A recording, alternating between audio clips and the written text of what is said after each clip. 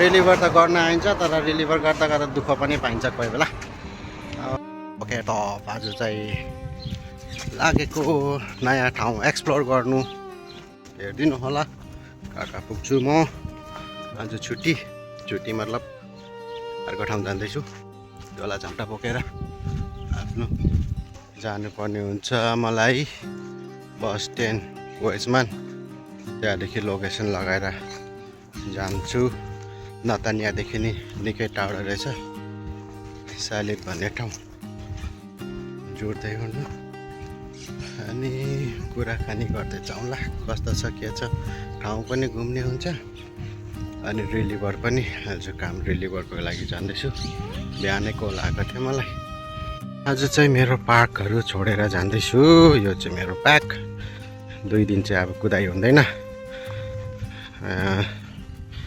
अब सन्नाटा मस्ने पऱ्यो बिचारा पार्कहरूले पनि। भोलि याद गर्नु पऱ्यो मलाई भरेर भोलि कता गइछ यो भन्दै। म चाहिँ बस पार्क आइपुगेँ। अब बस पर्खिँदैछु। अझै 15 मिनट लाग्ने रहेछ बस आउनु। त्यहाँदेखि आधी बाटोसम्म गएर फेरि बस फेर्ने पर्ने हुन्छ। त्यसपछि फेरि बोलाएर ट्याक्सीमा जाने पर्ने हुन्छ। निकै टाढो छ, 3 घन्टा लाग्ने रहेछ जानु। यसो म्यापिङ हेरेको त। पर्खाइ झोला झम्टा रेडी। आफ्नो बसको पर्खाइ हुँदैछ। 6 मिनटमा आइपुग्ने रहेछ बस। त्यहाँदेखि लागिन्छ ठाउँ हेर्दै। भर्खर बसदेखि ओर्ल्यो। अब अर्को बस वेटिङमा छु। अहिले चाहिँ बेनी बाराक भन्ने ठाउँमा छु। 33 मिनट लाग्ने रहेछ अर्को बस आउनु। त्यति बेलासम्म चाहिँ पर्खिनु पर्यो। यो चाहिँ बेनी बाराकको बस स्टेसन। गाडी पर्खिराखेको छु अर्को बस। यहाँ पैसा कमाऊ अनि ठाउँ पनि ठुलो। दुइटै हुँदैछ मेरो चाहिँ। आज रिलिभर हिँडेको। अब बस पर्खिनु टाइम लाग्छ। 33 मिनट देखाउँदैछ। यति बेलासम्म त बेनी बाराकको हो नजारा। यो चाहिँ बेनी बाराक हो। गाडी यतै भएर आउँछ। गाह्रो छ, पैसा कमाउनु गाह्रो छ इजरायलमा। अब मेरो बस पनि आउँदैछ 1 मिनटमा। आधा घन्टा पर्ख्यो। अब फेरि बसमा चढेर 1 घन्टा जस्तो ट्राभल गर्नुपर्ने हुन्छ। त्यहाँदेखि पुगिन्छ त्यो ठाउँ। त्यहाँदेखि फेरि ट्याक्सीमा जानुपर्ने हुन्छ। आउँदैछ मेरो बस जाने होला चाहिँ। चढियो बस। पर्खिँदा एउटा बस मिस भयो। अर्को बस चढेको छु। अघिको बस पर्खेको नरोकिकन भयो काशी। अहिले फेरि अर्को बस चढेर बल्ल चढियो। अब चाहिँ जाँदैछु नतानिया। नजारा बेनी बाराकदेखि झरेको जाँदैछु। अब गाह्रो छ गाडी पर्खिनु पनि। रिलिभर त गइन्छ तर के भने गाडी पाउँदैन बेलामा। अब हेरौँ कति बजी पुग्दो रहेछु। नै रिलिभर जो पायो भने त ठिकै थियो। अब टाढा मात्रै पाउँछ। अब नगए पनि हुँदैन। अब कन्फर्म गरेपछि त त्यही भएर अब ढिलो छिटो भयो भने अब जानै पर्यो नि। यो चाहिँ नजारा हेरिदिनु होला। यो बेनी बाराकको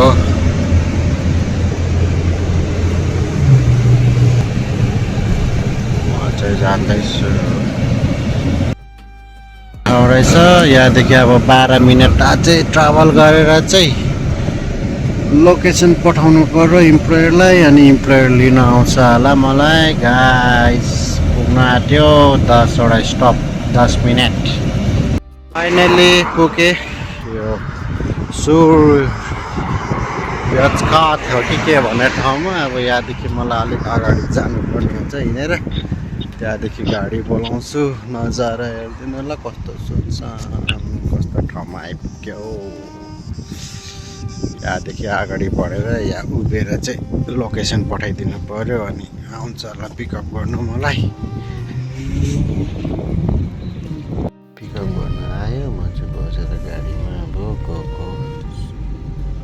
रोड चाहिँ यहाँदेखि सालिद प्रोटेक्टिभ एरिया रहेछ फेरि हो। फाइनली लुगाहरू फेरि हो अब काममा लाग्नु पनि हुन्छ। आजको रुम चाहिँ यही हो मेरो। टिभी एसी सबै रहेछ।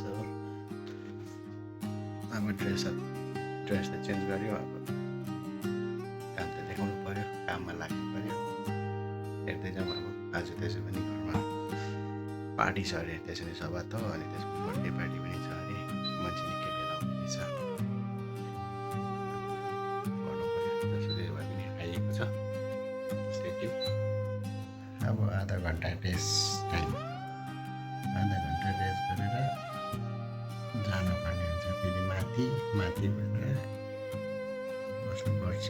आज फ्यामिली गेट टुगेदर रहेछ पुरै, त्यही भएर फाइनली गाइस काम सक्यो। अब रातिको अब सुत्नुपर्ने हुन्छ। बल्ल बल्ल सक्यो। अब भोलिको ब्लग फेरि सुरु हुन्छ। भोलि सटरडे, आज फ्राइडे। पार्टी साटी सकेर चाहिँ ढल्किदिएको अब। गुड मर्निङ सबैजनालाई। आज डे 2 सटरडे। उठेर नजारा बेलकनीदेखि मजाको ठाउँ रहेछ आएको चाहिँ। त्यो बिल्डिङहरू डाँडा पाखाबाट मजाको देखिरहेछ। ओपेन एरिया, यहाँको मजाको ठाउँ रहेछ। टाउनदेखि अलग्गै नतनियादेखि नै भित्रै बस्नुपर्ने सालिट भन्ने ठाउँमा मजाको ठाउँ रहेछ। टाउन एरियादेखि बाहिर एकदम शान्त ठाउँ। टाउनदेखि बाहिर भएर चाहिँ मजाको रहेछ क्या ठाउँ चाहिँ। शान्ति भएर केही डिस्टर्बेन्सहरू छैन, नोइजहरू छैन। डाँडा पाखाको त्यता घर। काम सक्यो आजको। दिनभरि बस्दा थाक्यो। अब रेडी भएर हिँड्नु आँटेको। आजको ठाउँ चाहिँ सालिक भन्ने ठाउँमा थिएँ।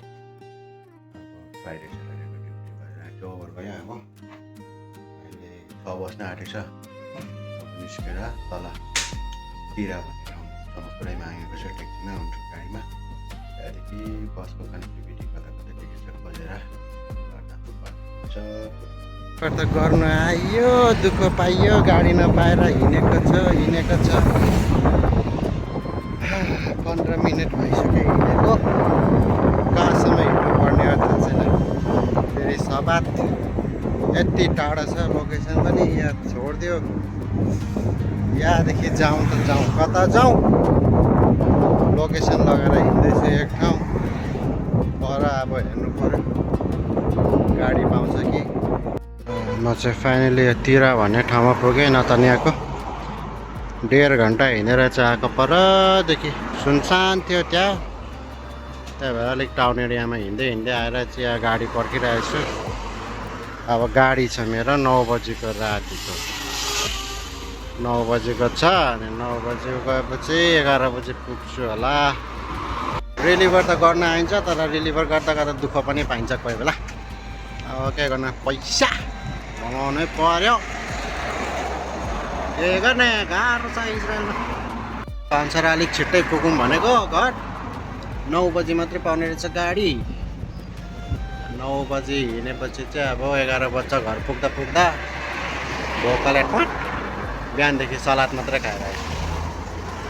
अनि यहाँ तिरा भन्ने ठाउँमा तल छोडिदियो इम्प्लोयरहरूले गाडीमा। अब त्यहाँदेखि चाहिँ यहाँसम्म हिँडेर आएको। यो अहिलेको यो चाहिँ मेन टाउन हो तिराको। मलाई चाहिँ तिरा बोर्डरमा छोडिदियो, त्यो सालिट चाहिँ तिराको बोर्डरमा। त्यहाँदेखि हिँडेर आएको। फोनको ब्याट्री नै सिद्धिन आँटेछ। अनि यस्तै छ, नगरी पनि भएन।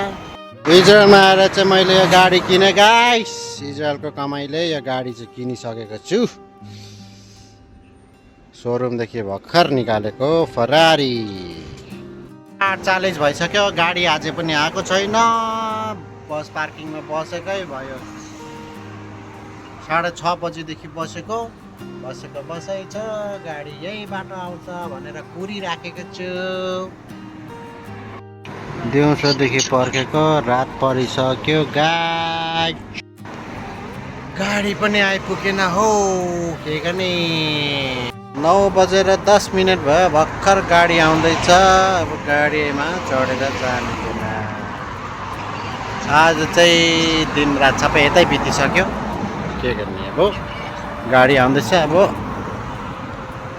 लेन अप्रोचिङ त भन्दैछ अब ऊ पर अगाडि त देख्दैछु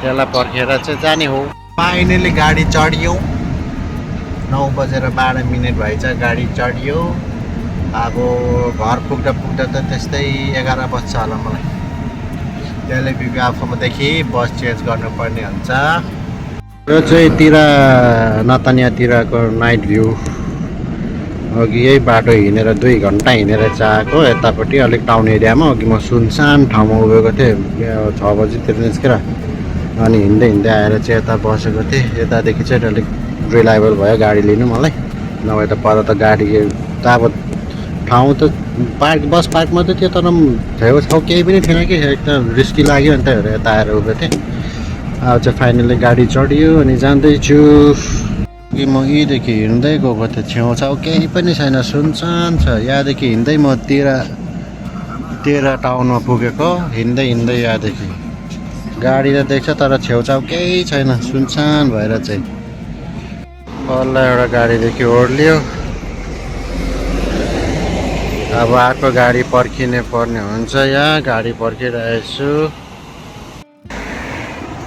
3 मिनटमा आउँदै रहेछ अर्को गाडी अब 3 मिनटमा आयो 3 मिनट पर्खेर अर्को गाडीमा चढेर चाहिँ गइन्छ फेरि अझै 1 घन्टा जस्तो